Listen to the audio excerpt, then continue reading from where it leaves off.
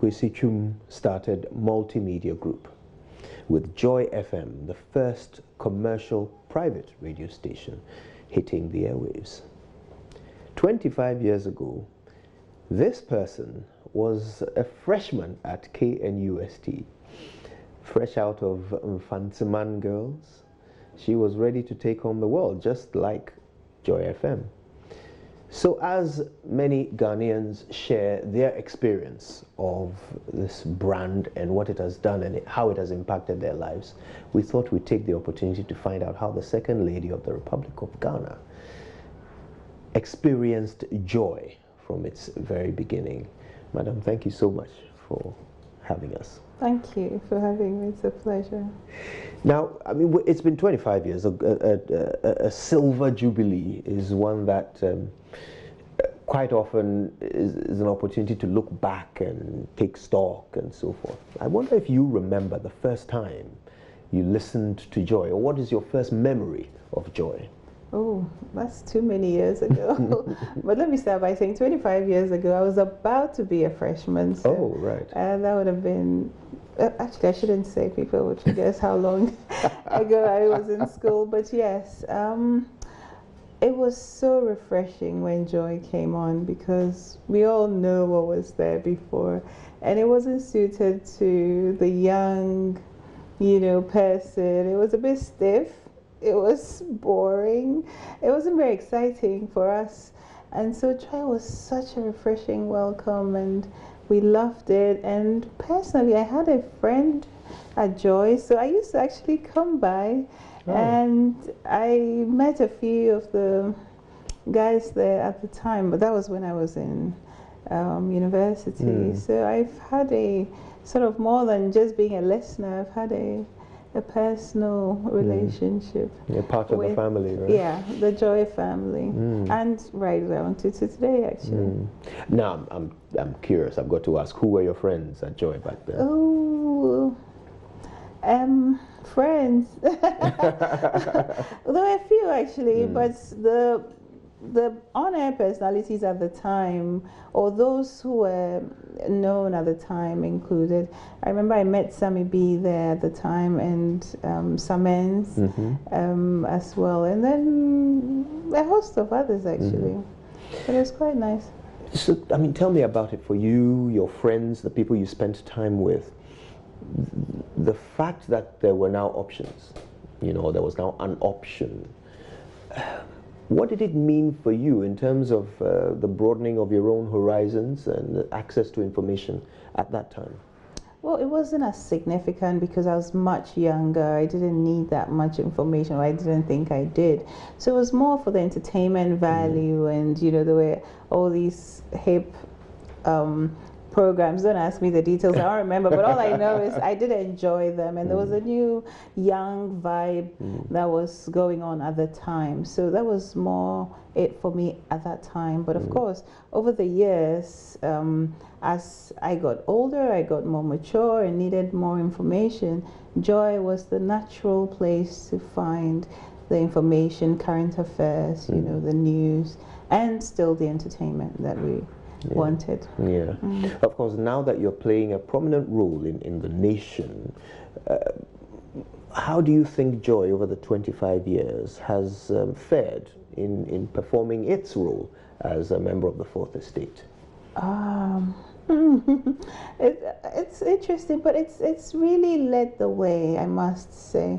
Over the years, it's been a champion for free speech, for multi-party democracy, and people have used the platform to put their messages across, and that's what it is. And also being a check for governments. And I think the important thing to note is also that it's been consistent. So if everybody feels like you're antagonizing them, even though it's not pleasurable, then it must mean that you're doing something right. To an extent, of course, there are those who do it for other reasons, but you've been consistent in bringing out issues, getting results, and putting out what the people aspire and putting it to leadership. And that is really what the Fourth Estate is about, being that voice of the people. So in your daily routine today, how often would you say you listen to Joy? Not as much as before, unfortunately. I'm extremely busy. My days are long and there's a lot of interaction with people, so there isn't time to be listening. And of course, it's very rude for you to have a visitor and you have radio blaring in the background, so that inhibits me quite a bit. But my dial in the car is always on Joy. So I listen on my way to work and on my way home and in between when I can. So it's mostly in the car that I listen to radio, but in the office it's difficult too. Tell us about some of your favorite shows and presenters on Joy throughout the 25 years. Oh, okay. No, that's not a fair question. You're going to make people upset with me. But we all loved Kobla Dumor. Yeah. He was iconic. His voice was amazing. He brought something which I think left a mark with many Ghanaians. Yeah. So he stands out. Kojo Oponkroma was very good as well. I quite liked him. Yes, and then of course the entertainment ones as well. but because I listen to it at different times, so it's usually the morning shows that I follow more of, because then there's a consistency. There's a time when you're leaving home and you're listening to, and then of course Newsfile too is one of your iconic programs, which has been anchored very well over the years. So. Now, there are so many media houses now, beyond multimedia. What would you say makes multimedia different? Oh, are you paying me to answer this question? Oh, but I know you'll be honest. No, it's. I think you've done well to have this brand identity, which is putting the news first and being what's the word? It's being topical, staying on top of issues. And that for me is, and there's a level of professionalism which for the most part all Ghanaians expect of you, which means that it is a bar you have set. So when you fall short, or if people perceive that you fall short, they do complain, which tells me that you've marketed yourselves or you've worked hard enough for people to expect the best of you at all times. So nobody would not think of Joy if they're thinking of excellence in radio. Now, we talked a bit about Joy and Multimedia's role as a member of the Fourth Estate.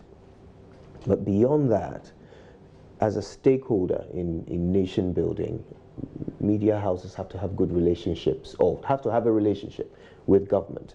Over the years, how do you think we've done, especially now that you are part of a party in government? Well, as I said earlier, I think every government has had issue with you at some point, so it must say something. But it's not necessarily a negative thing. It may be because you're doing your job and it may make people uncomfortable. But it could also be that in certain instances some lines were crossed. But I think so far it's been healthy. You've provided a platform for people to express themselves, share their opinions, share their views, their visions with the public. Myself, the first time I met you was when I came onto your show, and that was before we were in power and we were in opposition. And at the time you provided that opportunity for all sides to come on and speak. So it's a testament to your commitment to working in the space, the democracy space, advancing democracy. So it's not just about the people in power, but it's everybody who aspires to be in power. What is your message? How do we put it out there for the benefit of the people? Now, you have actually hosted the Super Morning Show before, haven't you? Yeah. Tell us about that. What was that like? Oh, it was such a great experience. Well, I didn't like that I had to wake up at 3 a.m. So, but it was a wonderful experience, and thank you. Have I officially thanked you? This is it, I guess. Okay, so thank you. But it was a really good experience. I particularly enjoyed the ladies who joined me, Charlotte Osei, the lawyer. I mean, all the ladies who came on the day. It was International Women's Day. and it was eye-opening, the sort of work you put into as hosts, put into I myself was on television in my past life. You know, I used to be a television presenter, so it's not terribly new to me, but I hadn't done it for a long time, so it was quite nice. And thank you, you were very gracious. Oh, you're kind. Of course, you talk about having to wake up at 3:30. What else was a bit of a revelation for you about the prep that was needed to host the show? Actually, it's quite serious. I mean, people assume that, well, maybe it happens in other places, but at least for your work at the time when you were doing it, it was a lot of getting into the topic, getting familiar with your guests who were coming on, the issues. You had to be on top of the issues. You had to be well read to get on, because you're informing people. People are listening to you, are forming opinions based on what you say. So it's not something to take lightly. And I saw the professionalism and the whole institution that worked together to make it happen. It was quite interesting. Would you do it again? Would you hold my answer? Of course I will. Hold me to it. Oh, I'd love to do it again. Yeah, excellent. Well, that's a promise. You heard it here first. Indeed. Now, let's look to the future. It's all well and good being the first and all of that, but of course we have to get better. What would you say if we came to you for consultancy to tell us how we could be better, how radio could be better, how TV could be better, how online could be better? What would you say? I think it's strategic positioning. So what is it that you want to be known for? Are you a news heavy station? Are you an entertainment heavy station? Are you a lifestyle heavy station? Are you a mix of all? What is the audience you're targeting? I think these are some of the things that goes into strategic decision making. You have a portfolio, so you have various stations under your brand, so you can sort of give each person one aspect, or you could aspire to have different audience at different times, which is, I think, what you're doing. So yeah, I think you should draw in a lot of the next generation, because then you can carry them on into the future. Maybe that's what you probably haven't done as successfully as, but you do have loyal listeners. I think most people who want real news would be listening to Joy, but the younger ones, are they getting the news the way they want it? It's not to say they don't want news, but are they getting it the way they want it? Are you connecting enough with them so that you grow with them? So maybe that's my 2 cents. It sounds like it's worth a bit more than 2 cents. I told myself that when we're wrapping up, what I'll do is I'll let you give your personal 25th anniversary message to Joy and its viewers and listeners, the whole multimedia family. That's your comment. Thank you for telling yourself. You should have told me too. But yes, happy 25th anniversary Multimedia. Well, especially Joy FM is 25 years, and Kwesi Chuma has been fantastic. I've met him a couple of times. He's a great leader. And keep doing what you do. Push the frontiers of radio, TV. Bring everybody along and be a pace setter as you've always been.